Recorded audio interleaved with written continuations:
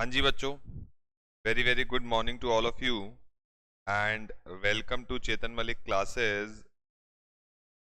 आई hope हमेशा की तरह आप सब लोग खुश हैं, मस्त हैं, जॉय कर रहे हैं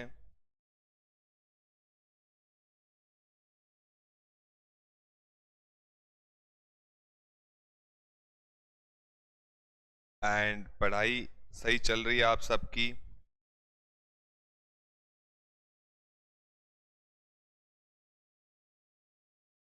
हाँ जी, सब मस्त हैं आप लोग। Chirag, Kansal, Prince, Vivek, Dheeraj, Rehan, Monica, Kuldeep, Prachi, Dimple, Prakshal, Mansi, Nikhil, Komal, Vandana, Akshat, Shweta, very very good morning to all of you ji. बस अब एक दो दिन का साथ और रह गया है, एक दो दिन का बेटा साथ और रह गया, उसके बाद मेरी सिर्फ दुआएं, विशेस आपके साथ रहेंगी, मैं तो नहीं रहूंगा। और जैसे ही आपके एग्जाम खत्म होंगे इतना कॉन्फिडेंस आपके अंदर होना चाहिए कि सर मुझे रिजल्ट का वेट नहीं करना, पास तो मैं हो ही जाऊंगा। अब इंटर का बताओ, तो जो भी इंटर में आएगा फिर हम लोग उससे मिलेंगे एंड मेरी विशेस आपके साथ रहेंगी। आज हमारी सेकेंड लास्ट क्लास है, होपफुली आज हम लोग खत्म करने की कोशिश करेंगे। एनपीओ तो हो ही जाएगा, मैथ्स की क्लास आपकी ऑब्वियसली खत्म हो चुकी है तो वो टाइम भी हमें मिल जाएगा। और और टेंशन बिल्कुल नहीं लेनी। आज मैं सुबह यही सोच रहा था यार कि बच्चों को दिमाग में एक बात क्यों नहीं बैठती कि टेंशन जो होती है, टेंशन लेने से तो कुछ होगा ही नहीं ना। मैं एक बात सोचता हूँ, कभी कभी ये मेरे ख्याल आता है मन में कि यार इस चीज की टेंशन हो रही है, फिर अपने आप को ही मैं समझाता हूँ यार टेंशन लेने से क्या होगा। टेंशन लेने से तो कुछ भी नहीं होगा। टेंशन नहीं लेंगे तो शायद जो काम हम करने जा रहे हैं वो पूरा हो जाए। तो you have to train your mind accordingly. मतलब मैं अपने माइंड को, ये सारा गेम इस 250 ग्राम के ऊपर है, सारा गेम इस 250 ग्राम के ऊपर है। ये जिसने अपने माइंड को ट्रेन कर लिया, जिसने अपने माइंड को ट्रेन कर लिया अच्छे से, माइंड को ट्रेनिंग, माइंड को ट्रेन कर लिया, वो कुछ भी कर सकता है जीवन में। जिसने माइंड को ट्रेन नहीं किया, अब जो आईएएस आईपीएस क्लियर करते हैं, जो इंडिया की टीम में खेलते हैं, वो सब कोई एक्स्ट्रा ऑर्डिनरी लोग नहीं होते, नॉर्मली होते हैं, लेकिन उन्होंने अपने आप को एक्स्ट्रा ऑर्डिनरी बनाया होता है। पैदा तो हर कोई नॉर्मल होता है, पर अपने माइंड को इतना ट्रेन करते हैं वो लोग कि वो एक्स्ट्रा ऑर्डिनरी कर जाते हैं, अपनी लिमिट्स को पुश कर जाते हैं। That you have to do.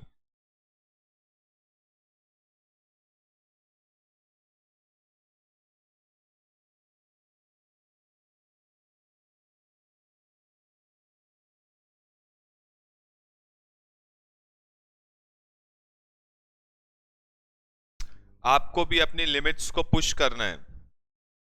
You have to push your limits at any cost. आओ जी, शुरू करते हैं आज की क्लास, और उसके बाद मैं आपको पेपर कैसे अटेम्प्ट करना है लास्ट में वो भी बताऊंगा कि पेपर कैसे आपको अटेम्प्ट करना चाहिए, वो भी बेटा बताऊंगा आपको। चले जी। And you can do anything, मतलब मैं इतना जानता हूं कि मैं इतना जानता हूं कि आप में से कुछ लोग अगर मेरे साथ रहेंगे, जो आसपास रहते हैं वो मेरे साथ रहेंगे, मैं 5 दिनों में आपका माइंडसेट बदल दूंगा। और सारी गेम माइंडसेट की है। अगर आप अपने आप को रोते पिटते रहोगे या टेंशन लेते रहोगे, सारी game, CA is all about mindset. CA एक नॉर्मल कोर्स है, सीए एक नॉर्मल कोर्स है, लेकिन लोगों ने उसको इतना माइंडसेट, साइकोलॉजिकली इतना हवा बना रखा है कि हमें भी डर लगने लग गया। तो माइंडसेट बहुत जरूरी है। अगर आपका माइंडसेट नहीं है जिस तरफ, माइंडसेट को अगर आपने स्ट्रांग बना लिया तो anything can be done. Mindset अगर वीक होगा तो आप कुछ भी नहीं कर पाओगे। हर कोर्स आपको मुश्किल लगेगा, हर पेपर से पहले डर लगेगा। ये सब नहीं होना चाहिए। भाई होगा तो ठीक है, टेंशन लेने से तो वैसे भी कुछ नहीं होगा। यू हैव टू, मतलब एक बहुत स्ट्रांग माइंडसेट आपको लेके चलना पड़ेगा। और सीए में है ही क्या, अगर मैं सीए को डिफाइन करूं तो सीए में क्या टेस्ट होता है कि क्या ये बच्चा प्रेशर हैंडल कर सकता है, नहीं कर सकता। कोर्स तो हर कोई कर लेगा, लेकिन उसको इतने कम समय में प्रेशर के साथ जो बच्चा हैंडल करके अच्छे से पेपर दे जाए, वो सीए बनता है। मतलब मैंने तो खैर सीए किया, तो इसलिए आपको बता रहा हूं कि सीए करने के बाद मुझे महसूस हुआ कि कोर्स तो यार नॉर्मल था, कोर्स में क्या था, लेकिन टाइम कम होता है, पेपर में एक एक छुट्टी होती है। पहले मेरे जमाने में एक भी छुट्टी नहीं होती थी, लगातार 8 दिन, इंटर के 8 पेपर, फाइनल के 8 पेपर, मैंने बिना छुट्टियों के पेपर दिए हैं। सीएस में भी और सीए में भी पहले छुट्टी नहीं होती थी, एक भी छुट्टी नहीं होती थी, लगातार इंटर के 8 पेपर, लगातार फाइनल के 8 पेपर, तभी रैंक आती है जब आप 8 पेपर देते हो। मेरी सीए इंटर में भी रैंक है, सीएस एग्जीक्यूटिव में भी रैंक है, सीए फाइनल में भी रैंक है, सीएस फाइनल में भी रैंक है, और जबकि छुट्टी नहीं होती थी। अब आप सोचो, इंटर में टैक्स की 4 किताबें हैं, फाइनल में टैक्स की 8 किताबें हैं, 2 से 5 पेपर होता था, अगले दिन 2 से 5 फिर पेपर है, तो 2 से 5 पेपर दे के आओ, उसके बाद 8 किताबें कैसे रिवाइज करूं ये सोचने में ही दिन निकल जाएगा। आधे से ज्यादा लोग तो ऐसी खत्म हो जाएंगे, हो ही नहीं सकता कह के छोड़ देंगे। अब सोचो 8 किताबें और छुट्टी नहीं एक भी, अगले दिन उसका पेपर है सीए फाइनल का, जिसका रिजल्ट 4 से 5% जाता है। तो इट्स ऑल अबाउट, मैंने कहा यार मेरे ऊपर साला फालतू का प्रेशर डाला जा रहा है। तो सीए क्या है? सीए कुछ भी नहीं है, एक बहुत आसान कोर्स है, लेकिन करके वो निकल पाएगा जो प्रेशर को हैंडल करना सीख जाएगा। क्योंकि सीए करने के बाद भी आप जब प्रोफेशनल लाइफ में जाते हो तो आपको बहुत प्रोफेशनली काम करना होता है। प्रोफेशनली कामों में कई बार प्रेशर्स आते हैं कि एक डेडलाइन के अंदर हमें सारे काम करने हैं।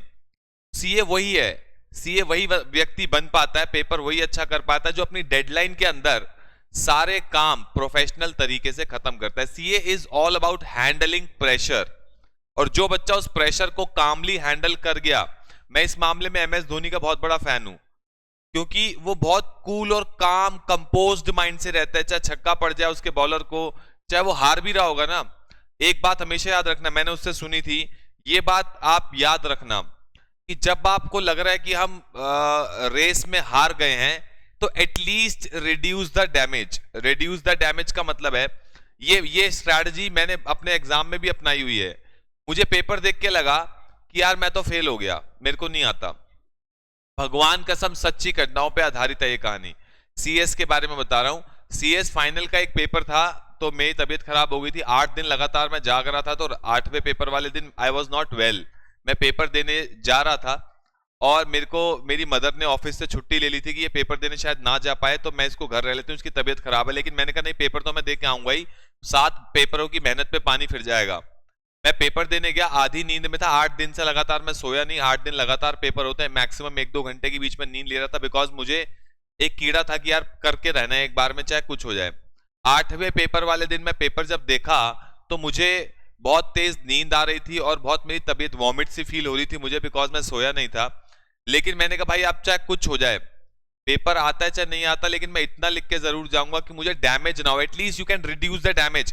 फेल होने से अच्छा है कि 50 का तो करके आओ कम से कम, ये मैं अपने आप को बोल रहा था उस समय वहां पे बैठ के। आपको लगता है मैं आज आपके सामने अच्छे खासे बाल वाल बना के शेव वेव करके खड़ा हो जाता हूं, but I have been through many struggles. आज आपको लगता है कि सर, भाई बच्चे बोलते हैं सर इतना कमा रहे, I know I what I am earning, but I am been through very much struggles.